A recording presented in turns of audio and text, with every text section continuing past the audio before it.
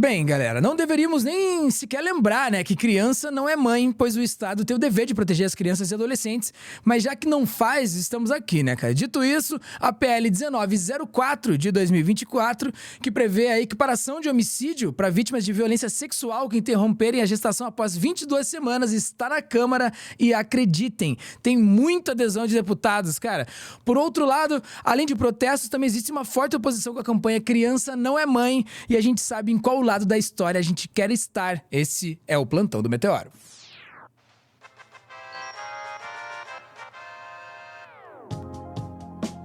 Valeu! Para falar sobre isso, estou aqui com Daiane Oliveira. Dai, o pessoal, ele não é conservador. Eles se colocam nesse lugar de ser conservador e tudo mais, mas quem é conservador, como disse o grande professor Bruno Silvestre, aqui no Plantão do Meteoro, que é conservador, quer conservar os direitos, quer conservar a Constituição, quer conservar as liberdades individuais e os direitos das pessoas. Quem quer acabar com esses direitos está sendo retrógrado, está sendo, né... como é que eu falei agora aqui? Me faltou aqui. Está sendo retrógrado, né, cara? Tá andando pra trás. Tá sendo reacionário. É isso aí que ele disse. Me diz, o que aconteceu aí, Dai? É isso, é o termo reacionário, né? É fantástico para este momento. Por quê? Porque a PL que está sendo proposta e que vai ser votada, não foi votada ainda, que é de 904 deste ano, é uma PL que ela traz, por exemplo, uma ideia do Conselho Federal de Medicina, tenta legislar ali sobre uma questão que já deveria ter sido definida e que é constitucional, é o direito ao aborto legal. E aí a gente vai pontuar por que a gente está falando da campanha Criança Não É Mãe. Porque os casos que a gente fala de interrupção de gestação são casos muito específicos. E um desses casos específicos é o risco de morte para a mãe.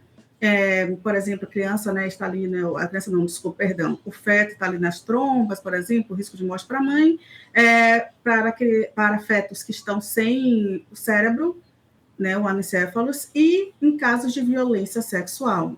E aí, então, a gente está dizendo, né, que uma pessoa, primeiramente, né, a pessoa que gesta, como cita muito a Erika Hilton, que, né, está no processo de gestação, que houve uma violência sexual, para começar, não deveria haver a violência sexual, o Estado não combate a cultura do machismo, a cultura do estupro, existe a violência sexual, e essa pessoa engravida, essa pessoa precisa levar essa gestação até o final. Por quê? Porque esse próprio Estado, ele não garante que haja um procedimento rápido entre a denúncia até que haja, né, a possibilidade de interrupção desta gestação. Então, por que se chega até 22 semanas, um processo ali que é próximo do 7º mês? Porque o próprio Estado não garante que haja agilidade no processo. São semanas até chegar às mãos de um juiz e até a decisão de concedimento da interrupção acontecer, e, posteriormente, achar ainda um hospital que faça o procedimento. Porque também o que a gente vem acompanhando são muitas denúncias de hospitais que não aceitam, não acatam, médicos que se rejeitam fazer o procedimento. Pois é. O Conselho de Medicina, né? Conselho Federal, inclusive, né, falando contra e tudo mais. Exatamente, o próprio Conselho Federal, esse pensamento de 22 semanas é um limite para ser feito, é uma determinação, foi uma orientação do Conselho Federal que foi derrubada pelo Supremo Tribunal Federal. Foi um caso que foi feito, né, o processo caiu nas mãos do Alexandre de Moraes, mas é um entendimento, basicamente ali né, tirando do terrivelmente evangélico, é um entendimento de quase todo do Supremo Tribunal Federal. Por quê? Porque é um direito constitucional. E aí a gente está falando de retrocesso, né? Um retrocesso muito nítido e claro. Mas aí por que 22 semanas pode? Porque 20 semanas pode, 22 semanas não podem, sabe? Uhum. Esse debate não é da nossa conta. A gente não pode obrigar uma pessoa ali que sofreu uma violência a viver outras violências, inclusive, né, ter essa criança, ainda que vá para adoção, etc. e tal, mas essa pessoa tem o direito de decidir, se ela quiser fazer interrupção, ela deveria fazer. E aí, o que é que esse projeto faz? O que é que a PL faz exatamente? A PL faz com que O crime não, ele faz com que após 22 semanas, caso haja interrupção da gestação, seja considerado homicídio. Então, essa mulher que já sofreu uma violência, essa mulher, essa criança, essa pessoa que gesta, que sofreu essa violência, que carrega ali, por exemplo, o fruto de um estupro, de um abuso sexual, ela vai ter que, após o processo de 2 semanas, ela terá que ter essa criança, senão ela vai ser acusada de homicídio. E pode ser presa, inclusive, vai entrar ali no cunho do artigo 124 do nosso Código Penal. É um absurdo, é simplesmente um absurdo, não foi votado ainda, mas a gente precisaria estar... Eu queria muito que a gente estivesse aqui, Samás, falando assim, não, a gente tem que largar a religião de lado, falar sobre o procedimento de interrupção em todos os casos. A entrevista do Barroso no Roda Viva na segunda-feira foi fantástica, porque o Barroso ele traz um ponto que é bem interessante. O Barroso disse assim, nenhum país civilizado, ou pelo menos país que tem uma legislação muito civilizada, muito avançada, faz um de criminalização. Pelo contrário. A tendência então, é o contrário, justamente.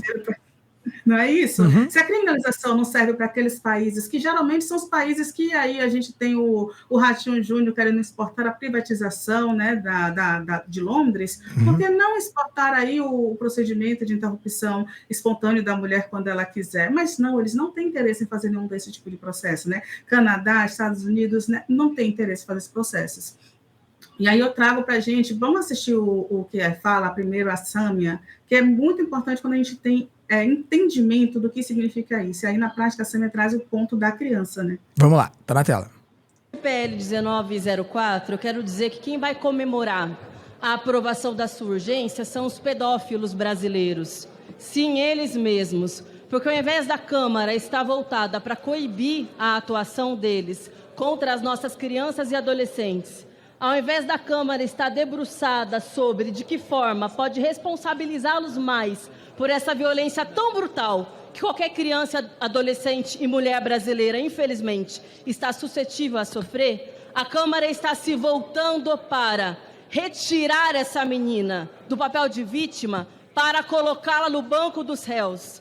Porque não basta ela ter sido estuprada, não basta ela ter ficado grávida depois de ter sido estuprada.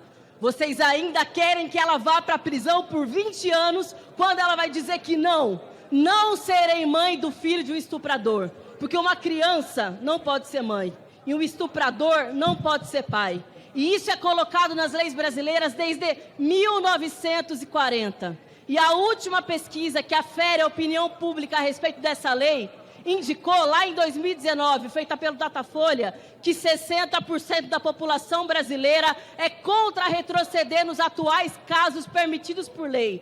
Agora, meia dúzia de deputados fundamentalistas que, ao invés de atuarem para coibir a atuação desses pedófilos, querem agora dizer para essas meninas que elas serão obrigadas a levar adiante a gestação fruto de um estupro. É isso que está nesse projeto de lei.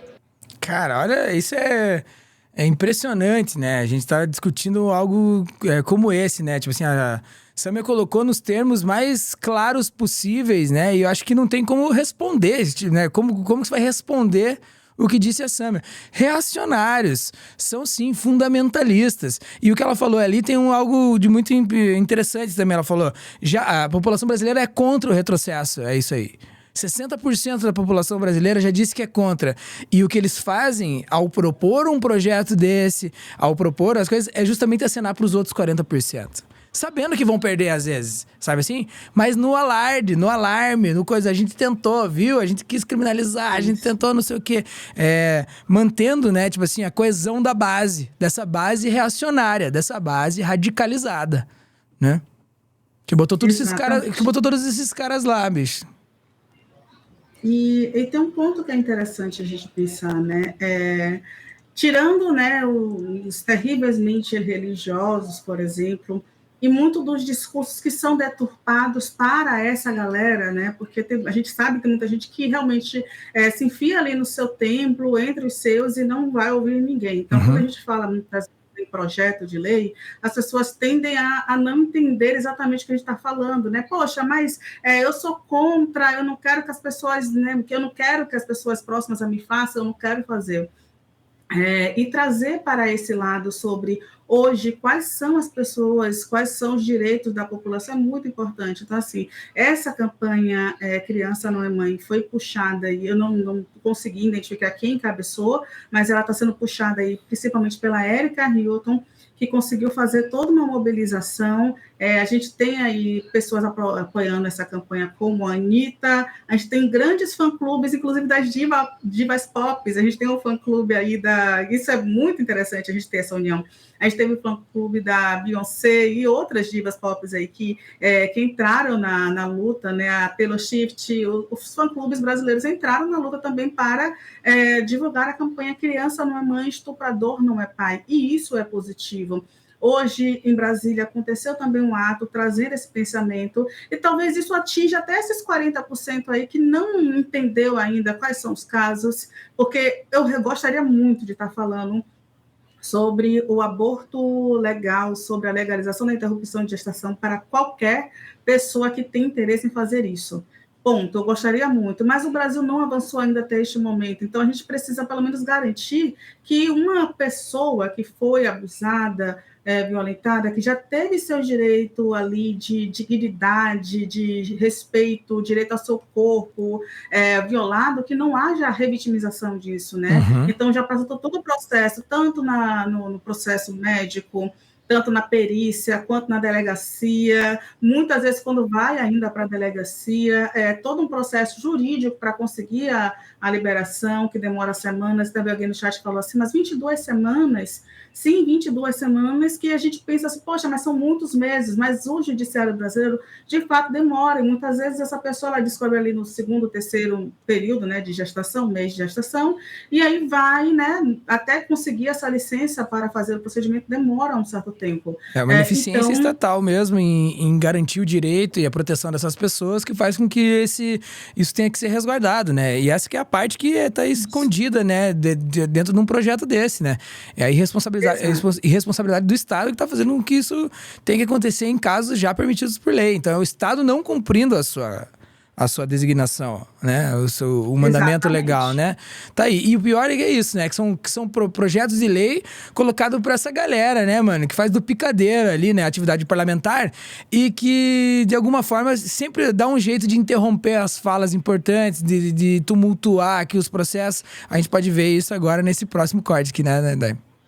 Exatamente, com a Érica Hilton, que ela traz isso no Conselho, né, de Cidadania e Justiça. Vamos ver, eu vou colocar na tela. Tá na tela. Queria ainda falar sobre o requerimento que foi aprovado agora. A deputada, inclusive autora do requerimento, disse algo muito interessante na sua fala, que foi que essa é uma discussão do parlamento. E eu quero concordar incrivelmente com ela quando ela diz que esse é um debate do parlamento e não do CFM. E isto é o que nós estamos fazendo aqui, dizendo que já existe uma legislação que discute sobre esse tema e garante com que mulheres, meninas, pessoas que gestam possam ter direito ao acesso à saúde, possam não ser obrigadas a vir a óbito ou a levar adiante algo que é fruto de uma violência, de um trauma, de uma série de coisas que já não deveriam sequer estar acontecendo. Então vamos deixar o parlamento discutir. Não vamos legitimar que o Conselho Federal possa fazer essa discussão, inclusive passando por cima da lei, desrespeitando a legislação. É um absurdo que uma comissão de uma casa legislativa aprove uma moção de apoio a algo que vai na contramão do que diz a própria legislação. Então, sim, esse é um debate do parlamento. O parlamento está fazendo agora, está fazendo olhando para a saúde, está fazendo olhando para os direitos humanos, está fazendo olhando para os direitos das mulheres, meninas e pessoas que gestam nesse país, que merecem ser respeitadas, que merecem ter direito. Sim, pessoas que gestam, deputado, pessoas que gestam, goste a senhora ou não e respeite a minha fala. É isso aí, toda vez a Érica tem que forçar, né, tipo assim, o respeito à sua dignidade, né, e a de quem ela tá falando, né, porque se você for parar pra pensar, assim, a luta por dignidade é uma luta por todos, né, galera. Então, quando você tá pedindo dignidade por alguém, você tá pedindo por todo mundo. Isso é, assim, uma luta de cunho coletivo, cara. E quando você pega e vê esse tipo de desprezo que a deputada ali vinha mostrando sobre a fala da Érica, mostra o desrespeito com tudo isso, com o tema da dignidade, com a questão da dignidade. É justamente essa mesma galera que é contra e que esperneia quando o Silvio, o Silvio fala na passeata, né, do orgulho, falando que tá protegendo as famílias. Né? Quando o Silvio Almeida fala isso, essa galera borbulha, cara. Sai fumaça desses caras, né? Então, enfim, galera, a gente sabe que, enfim, isso faz parte do processo democrático, analisar esse tipo de proposta para justamente derrubá-las e daí enterrar esse tipo de assuntos também faz parte da vida pública. Muitas das coisas que esses caras vêm propondo tem a ver com isso, tem a ver com, né, assim, acenar para sua base, né? Mas tem a ver com... acabam com isso também gastando ali as suas fichas, as suas...